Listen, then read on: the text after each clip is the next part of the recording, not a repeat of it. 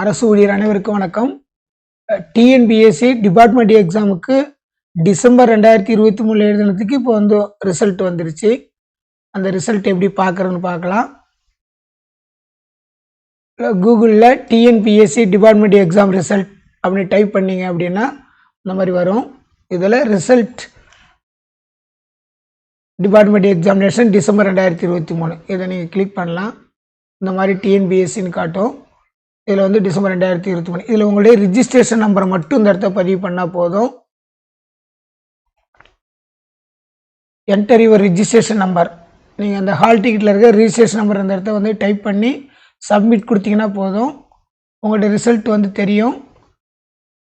எத்தனை எக்ஸாம் கோடு இருந்தாலும் டெஸ்ட் கோடு இருந்தாலும் தெரிஞ்சிடும் நம்மளுக்காங்க. பின்னா பாஸு, எஃப்னா ஃபெயில்னு தெரியும் உங்களுக்கு.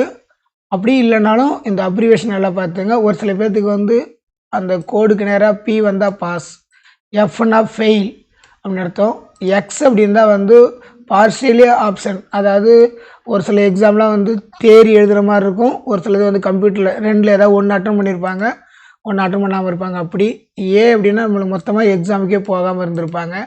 ஆறுனா ஏதாவது ஒரு காரணத்தால் ரிஜெக்ஷன் பண்ணியிருப்பாங்க.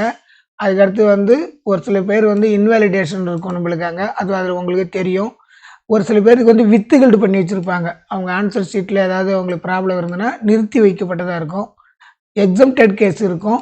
எதுவுமே இல்லாமல் பிளாங்காக இருந்தால் இந்த ரிசல்ட் வரல அப்படின்னு அர்த்தம் நம்மளுக்காங்க. ஒரு சில டிபார்ட்மெண்ட்டுக்கு இன்னும் ரிசல்ட் வரல.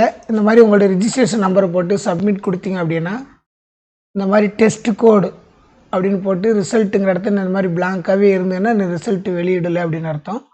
இன்னும் ஓரிரு நாளில் வந்து கண்டிப்பாக ரிசல்ட் வந்துடும். மே மாதம் கண்டிப்பாக எக்ஸாம் இருக்கும். எலெக்ஷனுக்கு அதுக்கு எந்த சம்மந்தமும் இல்லை. அதனால் அடுத்த எக்ஸாமுக்கு நீங்கள் எல்லாமே ரெடி ஆகிடலாம். நன்றி, வணக்கம்.